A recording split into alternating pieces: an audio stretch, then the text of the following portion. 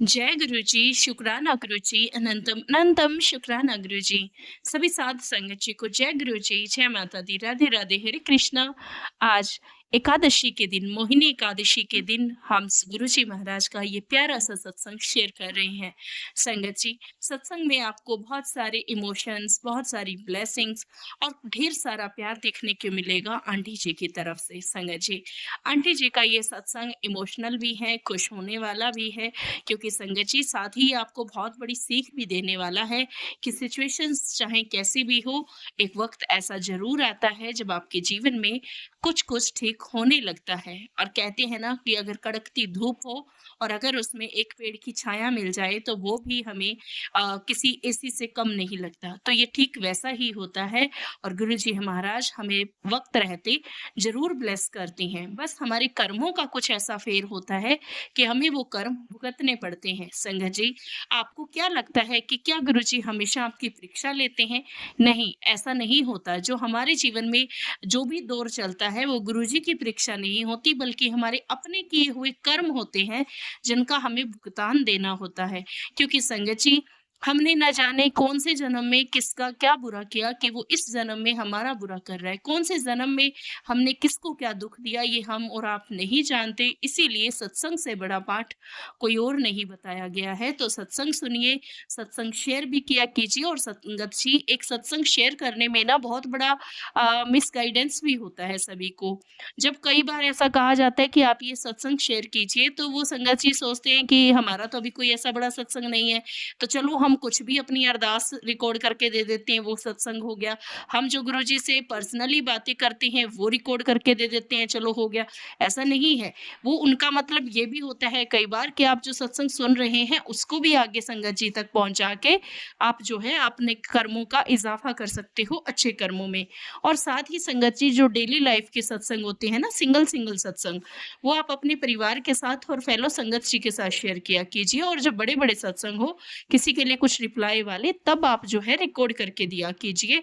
क्योंकि संगत जी, आजकल मुझे ऐसा लगता है कि आप लोग सिर्फ़ और सिर्फ़ यूट्यूब और फ़ेसबुक यहीं पे अपने सत्संग शेयर करने की होड़ में रहते हो, बल्कि जो रियल में आपके आस-पास संगत जी है, उनके साथ आप सत्संग शेयर नहीं करते। ये सबसे बड़ी गलती है आपकी। क्योंकि संगत जी, जब आप किसी को अपने सामने से सत्संग बताते हो ना, आमने-सामने होके, या जिनको आप जानते हो, तो देखो वो भी गुरुजी से जुड़ेंगे, उनका भी कल्याण होगा, तो आपको और ज़्यादा ब्लेसिंग मिलेगी। तो आप भी ऐसे किया कीजिए।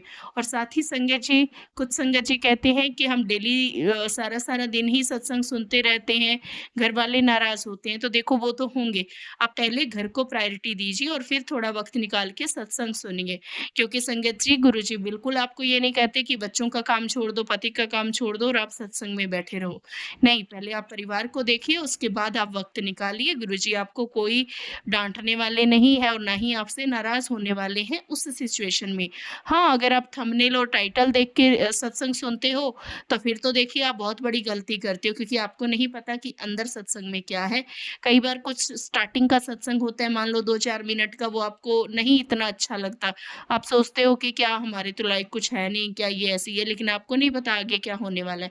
और स्किप करके भी मत सुना कीजिए। सुनना है तो अच्छे से सुनिए, ध्यान से सुनिए, बैठ के सुनिए, अदरवाइज़ मत सुनिए। यही ये सत्संग का जो है विधान रहता है। और आइए संगत जी, अब हम एक संगत आंटी जी के 3 सत्संग सुनेंगे। और संगत जी, आंटी जी के जीवन में कुछ ऐसी घटनाएँ घट रही हैं और घटी हैं जो आपके रोंगटे खड़े कर देगी। लेकिन इसी बीच में गुरुजी जो है उनको अपने प्यार की बौछार देते रहते हैं ब्लेसिंग्स के रूप में। और आइए अब हम वो सत्संग सुनते हैं वन बाय वन। जय गुरुजी, शुक्राना गुरुजी, अनंतम अनंतम शुक्राना गुरुजी। जय गुरु जी, शुक्राना गुरु जी, अनंतम अनंतम शुक्राना गुरु जी। जय गुरु जी संगत जी। ये मेरा दूसरा शुक्राना सत्संग है गुरु जी का, जो कि मैं गुरु जी के मंत्र जाप से शुरुआत करूंगी। ओम नमः शिवाय, शिव जी सदा सहाय। ओम नमः शिवाय, गुरु जी सदा सहाय। ओम नमः शिवाय, शिव जी सदा सहाय। ओम नमः शिवाय, गुरु जी सदा सहाय। संगत जी, मैं गाजियाबाद से हूँ। अभी मैं अपना नाम रिवील नहीं करना चाहती। गुरु जी से मैं जुड़ी हुई हूँ दिसंबर से।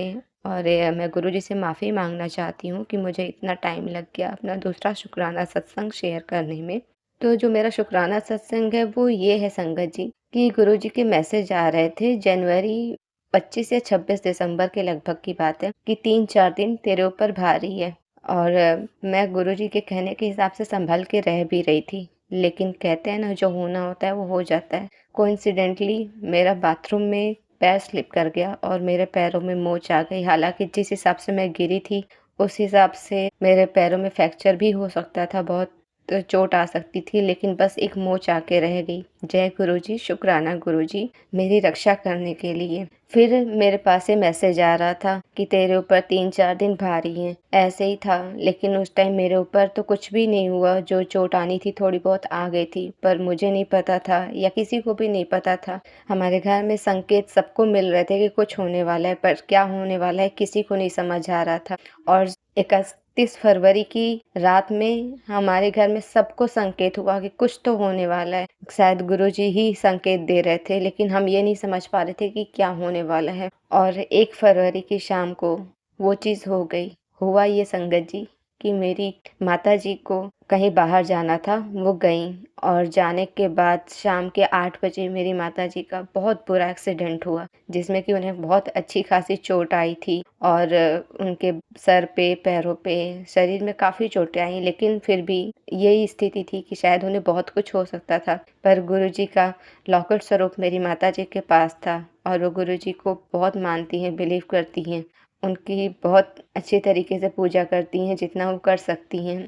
और फिर गुरुजी ने उन्हें उस दिन बहुत अच्छे से बचा लिया। हालाँकि अभी भी वो बेड रेस्ट पे ही हैं, क्योंकि उन्हें उनके कूल्हे में फ्रैक्चर आ गया था और अभी भी वो ठीक से चल नहीं पा रही हैं, नहीं बैठ पा रही हैं। लेकिन फिर भी वो अभी चल फिर रही हैं थोड़ा बहुत, और ज़्यादा नहीं चल पाती हैं। लेकिन हाँ, गुरुजी ने उन्हें हमारे होम टाउन से दिल्ली ले आए हैं और उन्हें 3-4 बार 1 महीने के अंदर उन्हें बड़े मंदिर आने का एक सौभाग्य प्राप्त हुआ है गुरुजी के आशीर्वाद से। जय गुरुजी, शुक्राना गुरुजी। और जब से वो बड़े मंदिर से होके आई हैं, वो धीरे-धीरे चल पा रही हैं, वरना वो डॉक्टर के अनुसार वो पूरे 3 महीने के लिए बेड रेस्ट पे थी। जय गुरुजी, शुक्राना गुरुजी। ये मेरा तीसरा शुक्राना सत्संग है। संगत जी, गुरुजी के मैसेज आ रहे थे जो कि यूट्यूब पे आते हैं कि तेरे घर में कोई लाल धागा, कोई सिंदूर या फिर काले धागे और काले धागे में बंधी ताबीज़ होती है। मैंने अपने घर पे सारी सफाइयाँ करवाई थी। हालाँकि मैं रहती हूँ गाज़ियाबाद में, मेरा होम टाउन यूपी में ही कहीं और है। सो मैंने घर पे फ़ोन करके गुरुजी के कहे अनुसार सफाइयाँ करवाई, पर फिर भी गुरुजी के मैसेज आ रहे थे। तब फिर क्या हुआ संगत जी कि मुझे जाना था अपने होम टाउन और मैं होली से 4-5 दिन पहले गई और मैंने घर पे जाते ही पहले सफाई स्टार्ट किया। सफाई स्टार्ट जब किया तो मुझे अपने घर की पूजा के अलमारी पे एक बहुत अच्छे से पैक किया हुआ एक ताबीज़ मिला, जिसे शायद देख के ये नहीं पता चल सकता था कि वो ताबीज़ है। फिर मेरे को थोड़ा सुकून मिला, मुझे लगा कि चलो मिल गया है, अब इसे फेंक आते हैं। जैसे ही मैंने इतना सोचा कि तुरंत विदिन अ सेकंड मेरे पास गुरुजी का फिर से मैसेज आया कि अभी तेरे घर में कुछ है, सफाई कर अच्छे से और उसको निकाल के फेंक। और मैंने फिर से दोबारा सेम डे में सफाई किया और मुझे कुछ नहीं मिला। फिर अगले दिन जब मुझे कुछ नहीं मिला पूरे दिन और पूरी रात में जितना मैं सफाई कर सकती थी करके, तो मैंने अगले दिन मैंने गुरुजी से बोला कि गुरुजी अब मुझे नहीं मिल रहा है, मुझे नहीं पता है क्या चीज़ कहाँ रखी है, क्या ताबीज़ है क्या नहीं। जितना मैं साफ़ सफाई, सिंदूर, धागे, ताबीज़ जो फेंक सकती थी मेरे घर में कुछ मिला था वो सब मैंने फेंक दिया है। कुछ मैंने पहले ही फेंकवा दिए थे और मैंने अब जो था वो मैंने खुद फेंका है। लेकिन अब मेरे को नहीं समझ में आ रहा कहाँ क्या रखा है। अब आपको जहाँ समझ में आ रहा है, जहाँ आपको दिख रहा है, आप खुद मेरे सामने वो ले आओ, मैं उसे घर से निकाल के फेंक दूंगी। और इतना कह के मैंने अपने जो एक ताबीज़ थी उसको मैंने घर में ही रखा। मैंने कहा कि जब जब गुरुजी का ये मैसेज आ रहा है तब सबको एक साथ ही फेंकूंगी और गुरुजी जरूर ले आएंगे उसे सामने। इतना कह के मैंने उसे एक जगह रख दिया। और फिर नेक्स्ट डे होली का सेलिब्रेशन होना था, 2 दिन होलिका दहन और होली का, तो मैंने फिर कहा कि अब 2 दिन बाद देखूंगी। संगत जी क्या होता है कि जब मैंने 2 दिन बाद अपने घर में जो एक हमारे रूम में बेड रखा हुआ है, जैसे ही मैंने उठाया, जो कि मैंने 2 दिन पहले साफ सफाई करके एकदम कुछ नहीं था उसके नीचे, जैसे ही मैंने बेड उठाया उसके अंदर सेम ताबीज़ जो मुझे पहले मिली थी वो 2 ताबीज़ मुझे और मिल गई। जय गुरुजी, शुक्राना गुरुजी। मुझे पता है कि ये गुरुजी ने ही किया है, क्योंकि वो मुझे अच्छे से याद है। उसके नीचे, बेड के नीचे कुछ भी नहीं था, गद्दे के नीचे, और वो गुरुजी ने वहाँ पे, जैसा कि मैंने गुरुजी से बोला था कि आप ही सामने ले आइए, तो गुरुजी ने वो सामने ला के रख भी दिया। फेंकने के लिए। पर इतना के बाद भी फिर मैसेज आया गुरुजी का कि अभी भी कुछ है। मैंने लगा कि अब जो है, गुरुजी का फिर मैसेज आया कि अच्छा ठीक है, जो है वो उसे अब मैं खुद नष्ट कर दूंगा। इतना वो करके जब मेरे को थोड़ा सुकून मिला और मैंने छोड़ दिया, साफ सफाई जितना हो सकता था मैंने सब कर दिया। अब मेरे पास कोई ऑप्शन नहीं था कि मैं कहीं और ढूंढूं। पर इसके बाद क्या हुआ संगत जी, कि मुझे कहीं जाना था। मैंने मेरे घर में एक पर्स रखा हुआ, तो पर्स मैंने उठाया और मैं लेके चली गई। जब मैं पर्स लेके मुझे जहाँ जाना था वहां मैं गई, किसी तीर्थ स्थल पे ही जाना था। और जब मैं वहां पे गई, मैंने उस पर्स को खोला और उसको मैंने ले जाने के लिए रेडी हो गई थी। जैसे ही मैंने उस पर्स में हाथ डाला, फिर से मेरे को एक ताबीज मिली। संगत जी, मेरे थोड़े से गूज़बम्प्स आ गए थे, वो डर गए थे कि ये क्या है। और गुरुजी के मैसेज आ भी रहे थे कि अभी भी खत्म नहीं हुआ है, लेकिन जो है मैं नष्ट कर दूंगा। लेकिन वो भी गुरुजी के आशीर्वाद से गुरुजी ने मेरे सामने लाया, क्योंकि वो ऐसी जगह पे था कि शक हो ही नहीं सकता था कि वहां पे वो ताबीज हो सकती है। और संगत जी, जब मैंने उस ताबीज को खोला भी, मैंने कहा कि एक बार देखना चाहती हूँ कि इसमें कैसा वो ताबीज है। संगत जी, जहाँ तक मैं समझती हूँ, मेरी नॉलेज है कि वो ताबीज मारण विद्या की ताबीज थी, क्योंकि उस पे मंत्र लिख के कट किए हुए थे। वो ऐसा ताबीज फिर मैंने उन सबको इज्जत सम्मान के साथ ले जाके, जो पहले फेंक चुकी थी वो तो फेंक ही दी थी, इसे भी मैंने ले जाके, मैंने ये बोल के वापस कर दिया कि जहाँ से आया है उसके पास चला जाए। जय गुरुजी, शुक्राना गुरुजी, हमारे लिए इतना सोचने के लिए, हमारा ध्यान रखने के लिए, हमें इतनी चीज़ों से बचाने के लिए। ऐसे ही सबको बचाइए गुरुजी, क्योंकि किसी को नहीं पता कि कब किसके ऊपर क्या चीज़ किया जा रहा है। यहाँ तक कि हमें तक नहीं पता था कि हमारे घर में ये चीज़ ऐसी ऐसी जगह पे रखी ही जा सकती है। वैसे किसी के भी घर में हो सकता है। गुरुजी प्लीज़, ये मेरी अरदास है कि सबके घर में आपका ऐसा पहरा बिठाइए कि कहीं कुछ ना हो सके, क्योंकि ये चीज़ें लोगों की ज़िंदगी बर्बाद कर देती हैं। सो मेरी गुरुजी अरदास है कि प्लीज़ ऐसा किसी के घर में ना हो, क्योंकि इसका भुगतान हमारे घर में बहुत सालों से हो रहा है। अब और नहीं गुरुजी, ना मेरे घर में ना किसी के घर में ये चीज़ें ना हो। बस मेरी ये अरदास स्वीकार कर लीजिए। संगत जी, ये मेरा चौथा सत्संग है। जैसा कि मैंने अपने पहले सत्संग में बताया था कि गुरुजी ने मेरे भाई को एक फॉरेन कंट्री में जॉब प्लेस्ड किया है, एक अच्छी पोस्ट, एक अच्छी सैलरी के साथ। तो गुरुजी के आशीर्वाद से वो 1 अप्रैल को वहाँ पे जाके ज्वाइन भी कर चुका है, गुरुजी के आशीर्वाद से, जो कि काफ़ी अच्छे से वो ईज़िली चला भी गया और अच्छे से सेटल भी हो गया। उसके सारे जो भी वर्क प्रोसीजर होते हैं, पेपर वर्क होते हैं, वो सब कंप्लीट हो चुका है। गुरुजी बस उसके साथ रहिएगा, उसका ध्यान रखिएगा, क्योंकि वहाँ पे वो अकेला है और थोड़ा भावनात्मक भी है और आपको उसके आशीर्वाद की बहुत ज़्यादा ज़रूरत है। तो अब आप ही उसके साथ हैं और आप ही उसके साथ रहिएगा, उसका ध्यान रखिएगा, उसकी रक्षा करिएगा। जय गुरुजी, शुक्राना गुरुजी।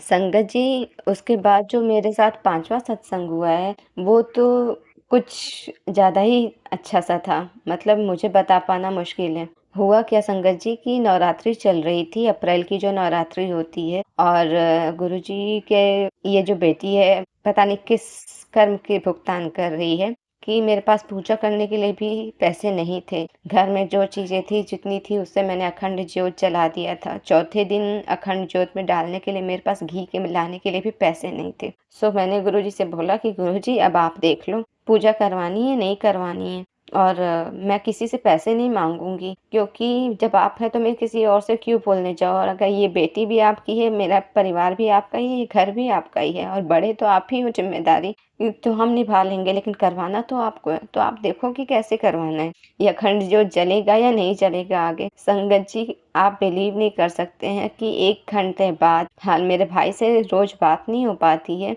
तो मेरे भाई का अचानक से कॉल आता है और वो कहता है कि पैसे चाहिए। मैंने कहा कि हाँ, पैसे तो चाहिए पूजा करने के लिए। तो उसने कहा कि उसने मेरे से कुछ भी पूछा नहीं, बस बिना पूछे ही अकाउंट में मेरे पैसे ट्रांसफ़र कर दिए। जबकि मैंने भाई से बोला भी नहीं था कि मेरे पास पैसे हैं नहीं है, क्योंकि वो मेरे से छोटा है और मैं उससे पैसे नहीं लेना चाहती। और कुछ रीज़न्स और भी हैं जो कि गुरुजी को पता है, इसलिए मैं किसी से पैसे नहीं मांगती, ना कभी मांगा है, ना कभी मांगना चाहती हूँ।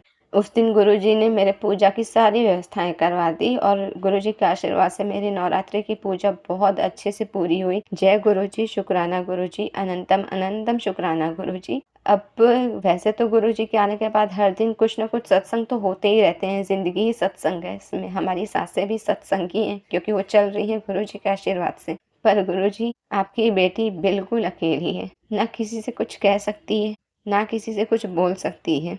अगर रियलिटी में देखूँ तो दुनिया की भीड़ है मेरे पास, लेकिन वाक़ई में मेरा अपना कोई नहीं है। इसलिए जो है सब आपका ही है गुरुजी, बेटी भी आपकी हूँ, मेरा जीवन भी आपका है। जो करना है आपको ही करना है। इन सारे दलदल से, इन बुरे लोगों से, बुरे हालातों से मुझे कैसे बाहर निकालना है, वो आपको देखना है। जो स्थितियाँ मैं किसी से नहीं बता सकती हूँ, बस उससे मुझे किसी भी तरीके से निकाल दीजिए गुरुजी। आप पे ही भरोसा है, अगर आपने नहीं किया तो मेरा भगवान से, हर किसी से भरोसा उठ जाएगा, क्योंकि इस दुनिया में तो मैं किसी पे भरोसा नहीं करती। एक आखिरी भरोसा भगवान पे है, और मैंने अपनी ज़िंदगी में सिर्फ आपको पिता और गुरु का ही दर्जा नहीं दिया है। आप मेरे भगवान भी हो, मेरा सब कुछ हो, मेरे दोस्त, भाई, बहन, आज जो कुछ हो, रोने के लिए, हँसने के लिए, सब आप हो। तो बस मुझे निकाल दो इससे, क्योंकि मेरे से अब और बर्दाश्त नहीं होता।